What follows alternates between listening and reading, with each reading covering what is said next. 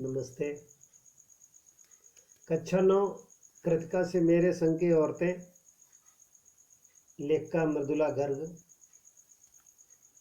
मेरी एक नानी थी,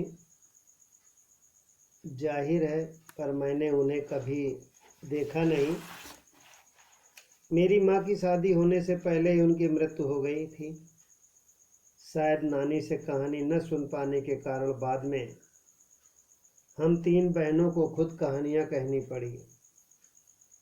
नानी से कहानी भले न सुनी हो, नानी की कहानी जरूर सुनी और बहुत बाद में जाकर उसका असली मर्म समझ आया। पहले इतना ही जाना कि मेरी नानी पारंपरिक अनपढ़ पर्दानशी औरत थी, जिनके पति शादी के तुरंत बाद उन्हें छोड़कर बैरिस्ट्री पढ़ने विलायत चले गए। कैम्ब्रिज विश्वविद्यालय से डिग्री लेकर जब वे लौटे, विलायती रीति रिवाज के संग जिंदगी बसर करने लगे, तो नानी के अपने रहन सहन पर उसका कोई असर न पड़ा। न उन्होंने अपनी किसी की इच्छा आकांक्षा या पसंद नापसंद का इजहार पति पर कभी किया। पहले पैराग्राफ में प्रश्न 3 बनते हैं। कौन कहानी नहीं सुन पा रहा है और किसने कहानी कही? दूसरा प्रश्न ये बनता है, नानी जी के पति किस प्रकार के थे? तीसरा प्रश्न बनता है, बैरिस्ट्री करने के लिए नानी के पति कहाँ गए और लौटकर जब आए तो उसका क्या प्रभाव पड़ा? प्रश्न संख्या 14 दूसरा पैराग्राफ है।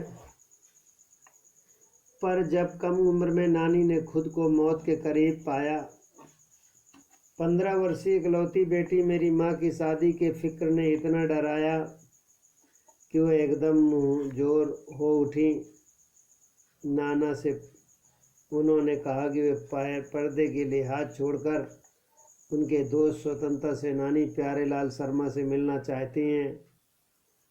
जब दंग हैरान रह गए, जिस पर्दानशी औरत ने पराये मर्द से क्या खुद अपने मर्द से मुंह खोलकर बात न की थी, आखिरी वक्त में अजनबी से क्या कहना चाह सकती है। पर नाना ने वक्त की कमी और मौके की नज़ाकत की लाज रखी।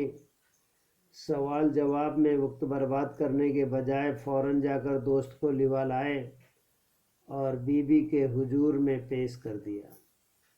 अब जो नानी ने कहा वह भी हैरत अंगेज था। उन्होंने कहा, वचन दीजिए कि मेरी लड़की के लिए वर आप तय करेंगे। मेरे पति साहब हैं और मैं नहीं चाहती मेरी बेटी की शादी साहबों के फरमानदार से हो। आप अपनी तरह आज़ादी का सिपाही ढूंढकर उनकी शादी करवा दीजिएगा। कौन कह सकता था कि अपनी आज़ादी से पूर्व इस तरह बेखबर उस औरत के मन में देश की आज़ादी के लिए ऐसा जुनून होगा। बाद में मेरी समझ में आया कि दरअसल वो निजी जीवन से भी काफ़ी आज़ाद ख्याल की रही होंगी। ठीक है, उन्होंने नाना की ज़िंदगी में कोई दखल नहीं दिया, ना उसमें साझेदारी की और ना ही अपनी ज़िंदगी को अपने ढंग से जीती जरूर रहीं।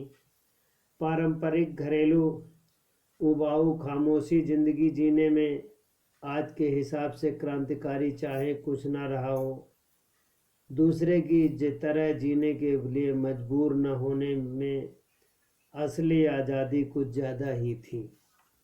खैर, इस तरह मेरी माँ की शादी ऐसे पढ़े लिखे होनहार लड़के से हुई जिसे आज़ादी के आंदोलन में हिस्सा लेने का